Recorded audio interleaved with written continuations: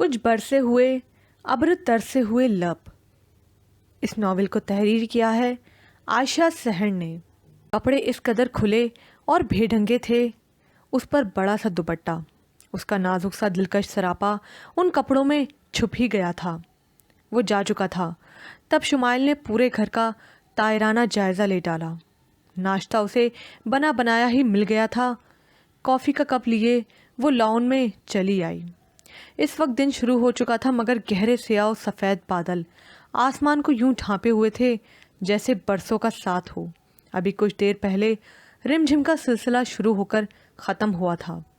رات کی نسبت یہ منظر اور بھی دلچسپ ہو گیا. پتہ نہیں مما پاپا کیا کر رہے ہوں گے. وہ اس کے لیے یقیناً پریشان ہوں گے. اور ماموں کی فیملی، وہ بھی اسے ڈھونڈنے کی غرض سے کئی جتن کر چکے ہوں گے. یہ علاقہ کس قدر خوبصورت تھا. پہاڑوں کے دامن میں سامنے ہی سرسبز منظر تھا. لان میں پھولوں کی باڑ کے علاوہ انواع قسم کے درخت تھے جن کے پتے پر پڑتی پھوار انہیں دھیرے دھیرے بھگو رہی تھی. وہ اٹھ کر ان پتوں کے قریب چلی آئی. چلو ایک فائدہ تو ہوا.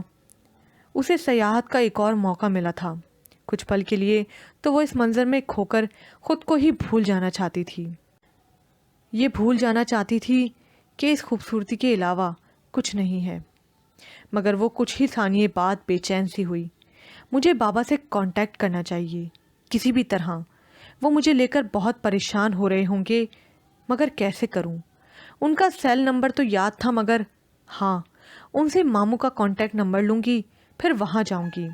ذہن میں کوئی خیال سا بجلی کی مانند کوندا. اسی خیال کے باعث شمائل فون سیٹ قریب کر گئی. بی بی جی صاحب نے منع کر رکھا ہے یہ فون استعمال کرنے سے. کیوں؟ سجانے کے لیے رکھا ہے یہاں تمہارے صاحب جی نے. ملازم صفائی کرتے کرتے یکدم اس کی جانب متوجہ ہوا. وہ اس کی بات پر تب ہی تو گئی. بی بی جی یہ فون کافی پرسنل ہے، ان کے آفس کے لیے استعمال ہوتا ہے. Damn it. اپنا پسندیدہ جملہ کہتی وہ تپتی ہوئی لاؤنج سے نکل گئی. پھر سارا دن یوں ہی بے چینی میں گزارا، کبھی کمرے میں ٹہلتے ہوئے یا لان میں واک کرتے ہوئے. وہ باہر بھی تو نہیں جا سکتی تھی. اس قدر خاموشی، تنہائی، اس شخص کے ساتھ دو پل گزارنا کس قدر مشکل ہوتا ہے. وہ کون بد نصیب ہوگی جو اپنی زندگی داؤ پر لگا کر اس شخص کے ساتھ ہمیشہ کے لیے رہنے کا ارادہ کرے گی. اسے کوسنے کے علاوہ کوئی کام نہ کر سکی. جب سردی کا احساس گہرا ہو گیا تو شمائل کمرے میں چلی آئی اور کمبل اوڑھ کر لیٹی تو بہت جلد ہی نیند کی وادیوں میں اترتی چلی گئی. تم کچھ پریشان لگ رہے ہو. وہ دونوں ابھی ٹریننگ سے فارغ ہوئے. کیپٹن عامر نے دیان کے چہرے پر چھائی پریشانی کے زیر اثر دریافت کیا. نہیں یار، بس آج تھکاوٹ کچھ زیادہ ہو گئی ہے. کرسی سے ٹیک لگائے ہوئے کیپٹن دیان نے بودا سا جواب دیا. یہ پریشانی کی وجہ تو نہیں لگتی. آنٹی تو ٹھیک ہے نا؟ ہاں وہ لاہور گئی ہوئی ہیں. کھوئے کھوئے لہجے میں جواب دیا. یار اصل بات بتا دے. میں تجھ سے پوچھے بغیر نہیں رہنے والا. وہ جگری دوست تھا مذاق کا ارادہ ترک کرتے ہوئے سنجیدگی سے دریافت کیا. تب دیان نے اسے شمائل کے بارے میں تفصیل سے بتایا. کیپٹن عامر کی مسکراہٹ گہری ہو گئی. اس میں پریشانی کی کیا بات ہے؟ تو نے اچھا کیا جو اسے جانے نہیں دیا، ورنہ وہ کسی مصیبت میں بھی پھنس سکتی تھی. وہ اب میرے لیے مصیبت بھی تو بن چکی ہے. مما کو کیا جواب دوں گا؟ وہ کوئی بھی بات کس طرح سے لیں؟ I can't believe. کیپٹن دیان کو اس لڑکی سے زیادہ اپنی ماں کے رویے کی فکر تھی. وہ بجا سوچ رہا تھا اس کا بس چلتا تو آئی مصیبت کو چلتا پھرتا کرتا. یو ڈونٹ وری، میں کوشش کرتا ہوں. تم مجھے اس کا ریفرنس بتا دینا، جلد ہی کچھ نہ کچھ پتہ چل جائے گا. کیپٹن عامر نے اسے تسلی دیتے ہوئے کہا. تھینکس یار، میں چاہتا ہوں مما کے آنے سے پہلے ہی وہ یہاں سے چلی جائے. کیپٹن عامر اس کی بات پر بجائے سنجیدہ ہونے کے مسکرا کر منہ چھپا گیا. کیا ہوا؟ تم ڈرتے ہو نا کہ کہیں تم کسی مرض میں نہ مبتلا ہو جاؤ. ویسے ایسی کیا خاص بات ہے جو وہ تمہارے ہی گھر چلی آئی؟ ضرور قسمت کا چکر ہے۔ کیپٹن عامر نے اس کے چہرے پر نگاہیں جمائے مسکراہٹ سے کہا۔ وہ جی جان سے سلگ گیا۔ کبھی اچھی بات سوچ لیا کرو، اور بولنے سے پہلے یہ سوچ لینا ضروری ہے کہ اس میں کتنی صداقت ہے۔ میرے یار، تو جو بھی کہہ لے، مگر میری سوچ غلط ہو ہی نہیں سکتی۔ شٹ اپ، شٹ اپ کہہ کر کافی کا آرڈر دینے کے لیے بٹ مین کو کہا، اور کیپٹن عامر بیٹھا گنگنانے لگا۔ وہ واک کرتے کرتے اسی راستے پر نکل آئی۔ اس سے ملے کتنے دن بلکہ ماؤ سال بیت گئے تھے۔ وہ اسے بھول تو نہیں گیا ہوگا؟ کیا ابھی بھی وہ مجھے یاد کرتے سلگتا ہوگا؟ وہ اداس سی ہونے لگی۔ کیا رات کو دیر تلک وہ جاگتا ہوگا؟ لان میں ٹہلتے وہ مجھ کو سوچتا ہوگا؟ اپنی محبتوں کی صداقت کا وعدہ کیا خوابوں میں وہ مجھ سے کرتا ہوگا؟ اس کے شہر کی فضا ہے معطر معطر، وہ ضرور ان میں چلتے ہوئے ہنستا ہوگا۔ شاید یہ ممکن ہو کہ اب بھی وہ مجھ کو پہلی طرح سے چاہتا ہوگا۔ بے رخی سے بات کرنا اس کی ادا ٹھہری، نہ جانے وہ اب کیسے رہتا ہوگا۔ نشا ملک ایک خوبصورت سی یاد کے تحت کھلا کر مسکرائی تھی۔ اس کا تصور کس قدر مہکا مہکا تھا پورے وجود میں۔ رمق زندگی پھر سے جاگ اٹھی تھی، مگر کچھ ہی پل میں اداسی سی چھانے لگی۔ When you want to see me, close your eyes, will be in your eyes۔ جاتے جاتے وہ اسے کہہ گئی تھی۔ انتظار کی گھڑیاں بہت جان لیوا ہوتی ہیں، مگر نشا ملک نے اس شخص کے لیے وہ انتظار چنا تھا۔ جدائی کبھی کبھار بہت مزہ دیتی ہے۔ دور رہ کر ایک نئی مہکی ہوئی سوچ جنم لیتی ہے، جس سے روح سیراب ہو تو کھل اٹھتی ہے، ادراک کے لیے درواہ ہوتے چلے جاتے ہیں۔ یہ سوچ کسی اور کی نہیں، نشا ملک کی تھی، اور وہ نہ صرف اسے شدد کر گئی تھی بلکہ اسے سرتاپا سلگا گئی تھی۔ مجھے جدائی سے نفرت ہے نشا ملک، خیال کرو کہیں جدائی دیر پانا ہو جائے، پھر مجھے الزام نہ دینا۔ محبت میں بے اعتباری نہیں ہوا کرتی۔ تم اتنی جلدی ہمت ہار گئے؟ پاپا کا کہا کیسے ٹالوں؟ ان کے لیے میں ہی سہارا ہوں دیان، وہ میرے بغیر نہیں رہ سکتے۔ نشا ملک نے مسکراہٹ سمیٹتے ہوئے اسے مزید جلانے کا ارادہ ترک کر دیا۔ تم ہم کو یاد رکھنا، کبھی دل سے نہ بھلانا۔ ہم پاس ہوں یا نہ ہوں تو ہمیں دل سے بلانا۔ تم ہم کو یاد رکھنا۔ گاڑی میں فاخر ملک کا گیت گونجنے لگا۔ دونوں ہی پل بھر کے لیے بے چین ہو گئے تھے۔ مجھے ایسا لگ رہا ہے کہ میں دنیا سے ہی جا رہی ہوں۔ آف کورس میں تمہیں یاد رکھوں گی، اب تم جیسا نائس بندہ میں کیسے بھول سکتی ہوں؟ نشا ملک نے دیان کی جانب دیکھتے ہوئے تسلی دی۔ وہ بابا کے علاج کے لیے امریکہ چلی گئی، وہاں پھپھو لوگ بھی مقیم تھے۔ اب وہ جو 2 سال بعد لوٹی تھی تو تہی دامہ، بابا تو ٹھیک نہ ہوئے مگر وہ نہیں رہی تھی۔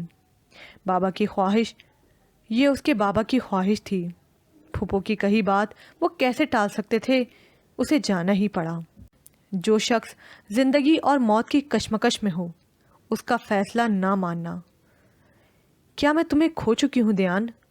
تم تو میرا انتظار کرتے ہوگے نا؟ میں تمہیں ہر پل ہر لمحے یاد کرتی تھی، مگر میں مجبور تھی دیان۔ کینٹ سے نکلتے ہوئے دیان کی نگاہ بے اختیار ہی اٹھی۔ وہ نظریں مضطرب بے قراریاں لیے ہوئی تھی، سو لوٹنے سے صاف انکار کر دیا۔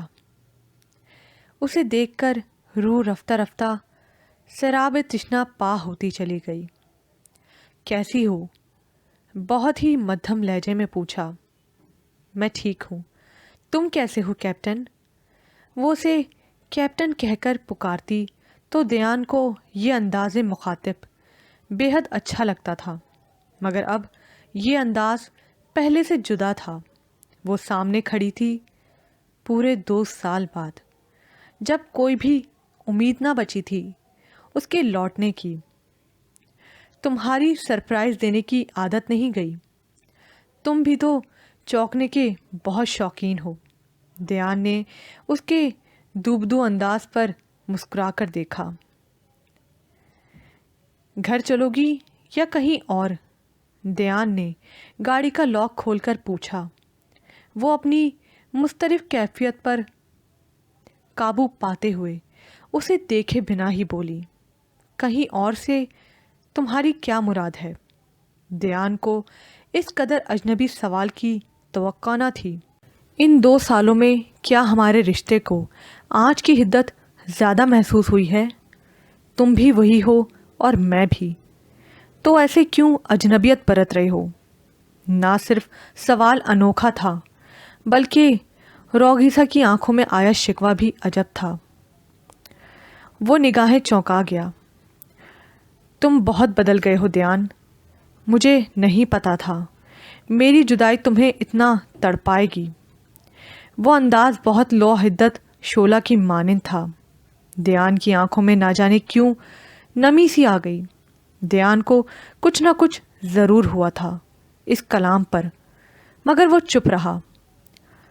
تمہارے بابا کیسے ہیں نشا؟ وہ گاڑی پر ہاتھ رکھے اسے دیکھے بنا بولا۔ تم سے اچھے ہیں جیسے بھی ہیں۔ دیان نے چونک کر اس خفگی پر دیکھا، پھر نشا کا ہاتھ تھام کر گاڑی کے فرنٹ ڈور کی جانب لے آیا، اسے بٹھا کر خود بھی ڈرائیونگ سیٹ پر بیٹھ گیا۔ وہ اس دوران بنا کسی سوال و جواب کے چپ چاپ بیٹھی رہی۔ میں انکل سے ملنا چاہوں گا، کیا وہ گھر پر ہیں؟ دیان نے گاڑی چلاتے ہوئے اس سے کہا۔ نشا نے ایک نگاہ آرمی یونیفارم پہنے دیان پر ڈالی، پھر اسبات میں سر ہلا گئی۔ تم ابھی پاپا سے مت ملو۔ کیوں؟ بمشکل ہی دیان کے منہ سے نکلا۔ وہ ابھی اس پوزیشن میں نہیں کہ تم سے مل پائیں۔ وہ چپ چاپ اس کی بات پر رضامندی دے گیا۔ کین یو فارگیٹ می دیان؟ اس کے منہ سے بے اختیار ہی جملہ پھسلا نشا کی اس بات پر۔ دیان نے چونک کر دیکھا، پھر مسکرانے کی کوشش میں بولا، یا why not, but it too difficult. Nisha Malik نے اس کے مسکراتے چہرے پر نگاہ جمائی تو وہ بھی پرسکون سی ہو گئی۔ سمجھ میں نہیں آتا کہ تمہارے آنے کی خوشی کیسے مناؤں، اگر تمہیں کوئی طریقہ آتا ہے تو بتاؤ۔ ایک ٹھنڈی سانس لے کر نشا نے دیان کو دیکھا، پھر کہنے لگی، you can only imagine, only thought, it's your habit. وہ اس پر ایک الزام دھر گئی جو دیان کو اس کے سخت لہجے کی بنا پر جھنجھلانے پر مجبور کر گیا۔ تمہیں ہوا کیا ہے؟ غصے میں کیوں ہو؟ دیان نے آئس کریم پارلر کے پاس گاڑی روک کر کہا۔ پاگل ہو گئی ہوں اسی لیے، بے اعتنائی سے جواب دیتے ہوئے وہ گاڑی سے اترنے لگی تو دیان نے اسے جانے سے روک دیا۔ نہ دیان نے اس سے کوئی بات کی، نہ ہی وہ آئس کریم کھانے کے دوران بولی، تم ابھی بھی آئس کریم سردی میں کھاتے ہو؟ نشا کے سوال پر دیان نے مسکرا کر دیکھا۔ میں ہر وہ کام ابھی بھی کرتا ہوں جو 2 سال پہلے کرتا تھا۔ اوکے، یو ڈونٹ وری، کچھ نہیں بدلا۔ مگر مجھے ایسا کیوں لگتا ہے دیان؟ سب کچھ بدل گیا ہے۔ میں، تم، یہ وقت، لمحات، سبھی کچھ تغیر کی منزل طے کر رہا ہے۔ وہ ایسا کیوں کہہ رہی تھی جبکہ کچھ نہیں بدلا تھا دیان کے لیے؟ آئی تھنک تمہیں کوئی ڈپریشن ہے، چلو گھر ڈراپ کیے دیتا ہوں۔ وہ چپ چاپ اسے دیکھتے ہوئے بولا۔ نشا ملک نے اپنا سر سیٹ کی پشت سے ٹکا دیا۔ وہ ٹھنڈی سانس لیتا گاڑی اس کے گھر کی جانب دوڑا گیا، پھر اسے ڈراپ کر کے چند ثانیے اس کے اندر جانے کا انتظار کرتا رہا، اور اگلے 1 گھنٹے کی تھکان بھری ڈرائیونگ کے بعد وہ گھر پہنچ چکا تھا۔ وہ سامنے ہی لاؤنج میں بیٹھی اپنے گھٹنوں میں سر دیے ہوئے تھی، اپنے گرد کمبل لپیٹے اسے اس طرح لاؤنج میں بیٹھا دیکھ کر آجھبنا ہوا، مگر نہ تو اس نے لاؤنج کا دروازہ لاک کیا تھا، نہ ہی گیٹ بند کرنے کو کہا تھا گیٹ کیپر سے۔ پل بھر کے لیے تو ڈھیر سالہ غصہ کرنے کا وقت تھا، نہ ہی اسے ڈانٹنے کا۔ وہ آہستہ آہستہ چلتا ہوا اس کے قریب آن رکا۔ ہاتھ بے اختیار ہی اس کے سر پر دھرا تھا۔ شمائل نے چونک کر سر اٹھایا تو دھیان ان بھیگی ہوئی سمندر آنکھوں میں کھوسا گیا۔ آپ یہاں کیوں بیٹھی ہیں؟ اور کیا ضرورت تھی یہاں بیٹھنے کی؟ اور اگر بیٹھنا ہی تھا تو دروازہ لاک کر کے بیٹھتی۔ وہ شاید مصلحتاً ہی کہہ رہا تھا یا اس کے اٹھنے والے درد کو کم کرنے کی کوشش میں تھا۔ اگر آپ نے مجھ پر اتنا بڑا احسان کر کے یہاں رہنے ہی دیا ہے تو ایک احسان اور کرتے، کم از کم فون کر کے میں اپنے بابا کو اطلاع بھی دے دیتی۔ وہ دھیرے دھیرے سے آنسو بہاتے ہوئے کہہ رہی تھی۔ I am sorry for that, وہ بس یہی کہہ سکا۔ اوکے، آپ پلیز اپنے کمرے میں جائیے، آپ کو سردی بھی لگ سکتی ہے۔ اس قدر مشفق لہجہ سماعتوں کو مطمئن کرتا چلا گیا۔ وہ اپنا کمبل سائڈ پر کرتی اٹھنے لگی۔ دیکھیے، جب تک میں آپ کو یہاں برداشت کر رہا ہوں تب تک آپ کوشش کیجئے خود کو کنزرو کرنے کی، کیونکہ میں نہیں چاہتا کہ ہم دونوں میں سے کسی کے بھی کریکٹر پر انگلی اٹھے۔ کتنا خیال تھا سامنے کھڑے شخص کو اپنی عزت کا، مگر الفاظ بہت کڑوے تھے۔ وہ ممنون نگاہوں سے سر ہلاتے کمرے کی جانب بڑھی۔ آپ کو ڈر لگ رہا تھا؟ جی، وہ کانپتے لہجے میں کہہ گئی۔ سردی کا احساس رگوں پہ میں سرایت کرتا چلا گیا۔ دھیان نے اسے دیکھا، پھر نگاہیں پھیر لیں۔ عجیب سی خلفشاری تھی، بے چینی تھی، بے بسی تھی اس معصوم چہرے پر۔ اسے کیوں اس کی پریشانی اپنے اندر اترتی محسوس ہونے لگی۔ سامنے اس کے روپ میں نشا ملک تھی، گھبرائی گھبرائی سی وہ آنکھیں، وہ انابی لب۔ حالانکہ دھیان نے کبھی اسے غور سے دیکھا تک نہیں تھا، مگر بے اختیار ہی وہ سامنے سے ہٹ کر جانے لگی۔ پلکوں پہ بھیگی بھیگی سی شبنم گری ہوئی تھی، ٹپک رہی تھی امرت کی چھاؤں۔ وہ اسی بے خوابی کسی کیفیت میں نشا پکار گیا۔ تم فکر مت کرو نشا، تمہارا دکھ میرا دکھ ہی تو ہے۔ اور شمائل، وہ اپنے گرد کمبل کو لپیٹتے ہوئے چونک سی گئی۔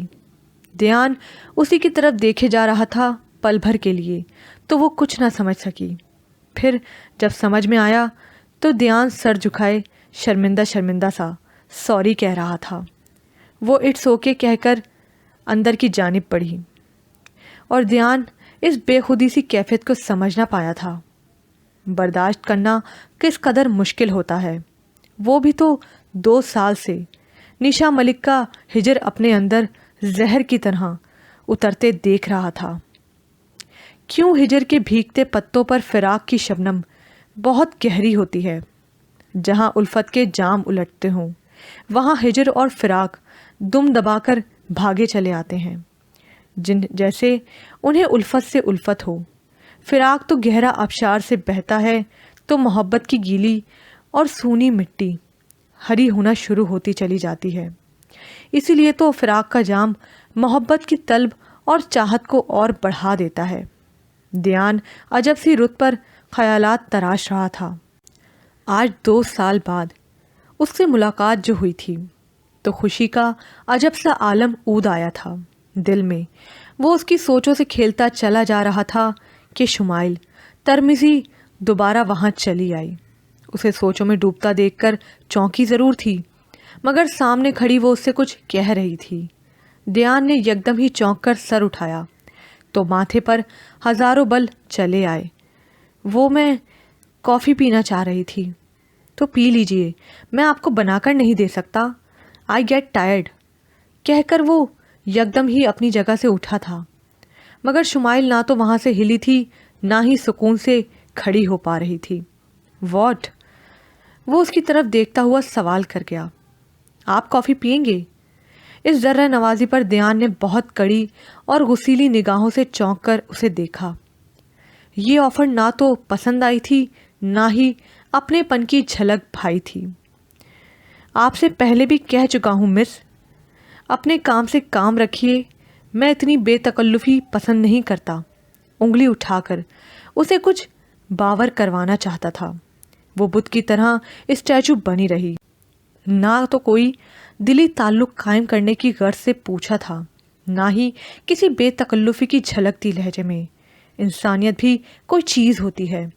वो शख्स इस कदर बेमुरव्वत था कि इंसानियत को कतन समझ नहीं पाया था। मुकाबिल की बात को कुछ और ही रंग देता अपने कमरे की जानिब बढ़ा और वो खुद को कोस गई। मेरी मदद करना है खुदा, मैं कहाँ फंस गई हूँ। वो चुपचाप दुआ करती किचन की जानिब बढ़ी। पलकों से बेख्तियार ही अश्क रवां हुए थे। कॉफ़ी का पानी इलेक्ट्रिक केटल में गर्म करने के लिए रखा और ख़ुद दोनों हाथों को मसलती हुई वजूद को हिद्दत पहुंचाने की कोशिश कर गई। एक नज़र किचन पर डाली जो कि इस वक्त बिल्कुल साफ पड़ा हुआ था। उसे याद आया कि उसने दोपहर का खाना भी बहुत कम खाया था। अब भूख का एहसास भी एसाब पर हावी होने लगा। ना तो इस जगह पर आकर वो सुकून से रुकी हुई थी, ना ही इस घर की किसी भी चीज़ से दिलचस्पी थी उसे, मगर शुमाइल को इटालियन और चाइनीज़ बनाने में बहुत महारत थी। मैस चूँकि करीब था, ध्यान को तो कभी भी मसला नहीं हुआ। उसे तो सिर्फ खाने का ऑर्डर ही करना पड़ता था, मगर आज शाम में जब बटमैन ने उससे खाने का पूछा तो शुमाइल ने साफ इनकार कर दिया। मगर अब क्या करती? वो भी इतना फ्रैंक नहीं होना चाहती थी कि मुबाद वो उसे दोबारा डांट ना दे। क्या पता पकड़कर घर से बाहर ही कर दे। तब वो क्या करेगी? इन्हीं सोचों में गुम शुमाइल ने काफ़ी तैयार कर ली। लेकर वही किचन में पड़ी कुर्सियों पर बैठ गई। अंदर आता हुआ ध्यान पल भर के लिए वहीं ठिठक कर रुक गया, क्योंकि वो हर बार भूल जाता था कि इस घर में कोई और हस्ती भी मौजूद है। जो भी था उसे हर सूरत उसका ख्याल था। वो कॉफ़ी पीने में इस कदर महू थी कि ध्यान को ना देख सकी। तब वो चलता हुआ फ्रिज की जानिब बढ़ गया। शुमाइल ने उसकी मौजूदगी महसूस करने के बावजूद कुछ भी नहीं कहा था, सर तक नहीं उठाया था। इसी तरह चुपचाप बैठी कॉफ़ी की सिप लेती रही। हालांकि खाली पेट कॉफ़ी पीना कहाँ का इंसाफ था, मगर मुरव्वतन ना तो उसने खाने का पूछा था, ना ही शुमाइल कह सकी थी, आपने मुझे अपने मामू का नाम नहीं बताया, शायद मैं उन्हें तलाश कर सकूं। कैप्टन ध्यान ने पानी पीकर बोतल फ्रिज में रखते हुए कहा। वो एकदम ही चौंक कर उसे देखने लगी, फिर सर झुकाए धीरे से उनके बारे में बताती चली गई। Siraj Hasan, Hasan group of industries. मगर सामने खड़ा ध्यान पल भर के लिए साकत ही खड़ा रह गया। हवास यूं ही मंजमद होकर कदमों में बिखरते चले गए। काश वो उनके बारे में कुछ भी ना बताती। वो कैसे उस शख्स को भूल जाता, मगर एहसासात समझने ही ना पा रहे थे। बस धड़कनें रुक सी गईं। फिर वो उन धड़कनों को एकदम ही मामूल पर लाया था। लबों पर अनोखा सा तबस्सुम बिखरा था, कोई ख्वाहिश जो अधूरी थी। वो सर उठाए, फिर आन मौजूद हुई। ये तो तुम्हारी खुशकिस्मती है शिराज हसन कि तुम एक बार फिर मुझसे मिलोगे, मगर इस बार मेरे पास हथियार है। तुम्हें ज़ेर करने के लिए वो दिल ही दिल में जी जान से मुस्कुरा दिया और सर झुकाए बैठी शुमाइल तरमिज़ी उसकी अंदरूनी कैफियत से बेखबर थी, अनजान थी। कैप्टन ध्यान ने कुछ लम्हे यूं ही उसके वजूद में निगाहें उतार दी। यहाँ पर ये पाठ अख्ताम को पहुँचा। मज़ीद पाठ सुनने के लिए उर्दू नॉवल ज़बर प्राइड को लाइक कीजिए, सब्सक्राइब कीजिए, शेयर कीजिए, कमेंट करना मत भूलिएगा।